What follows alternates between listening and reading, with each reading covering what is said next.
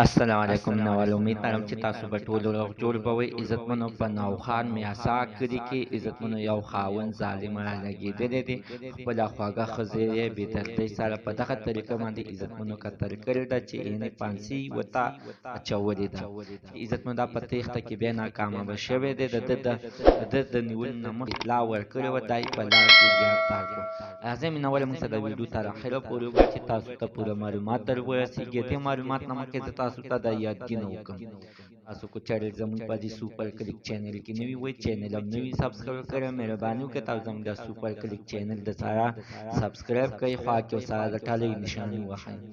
ښه یوه نوې معلوماتي ویډیو تاسو ته په اسانۍ باندې در ورسېږي. عزتمنو وروسته ورځې دغه انتقال کول قسم په طریقو باندې بې ګناه قتلونه کوي چې نن څنګه عزتمنو یو ځل بیا په نوښار په میاسا کلي کې یعنې دغه واقعه مخې ته راغلې ده.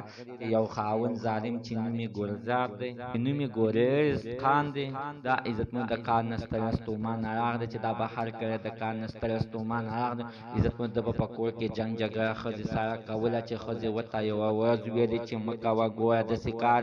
عزتمنو د باندې دغه خبره بده یې لګېدلې ده، ده سمدستي پرې راغستی دی او ښځه یې په کتار ځوانده کړې ده، یعنې تېزندۍ ورته اچولې ده او په دغه طریقه باندې عزتمنو وجلې ده چې دې ښځې ډېره زیاتې سختې چغې ووهلې، خو د خپلې دروازې ور بند کړی و چې ګاونډیان راتلل. نو عزتمنو ښځه یې پانسي کړې وه او دغه په دغه طریقه باندې یې وجلې وه چې دا به په تېښته کې یعنې کامیابېدلو. خو عزتمنو دا چې د ښځې چې چغې شروع کړې دي د کلو خلکو پولیسو ته اطلاع ورکړې ده. پولیس سمدستي راغلي دي او دغه کس یې ګرفتار کړی دی. مینه وه دا خاوند اوس پولیسو سره ده چې دله دې اخري کومه سزا ورکړل شي. حتما ناسه خپله رایې لاندې په کامنټ کې شریکه کړئ. عزتمن زموږ د دې ویډیو مقصد هم دا دی چې په کور کې هېڅکله داسې جنګ جګړې مه کوئ چې بیا د یو بل مرګ ته کښېنئ. الله تعالی دې نور مسلمان د داسې حادثې نه وساتي.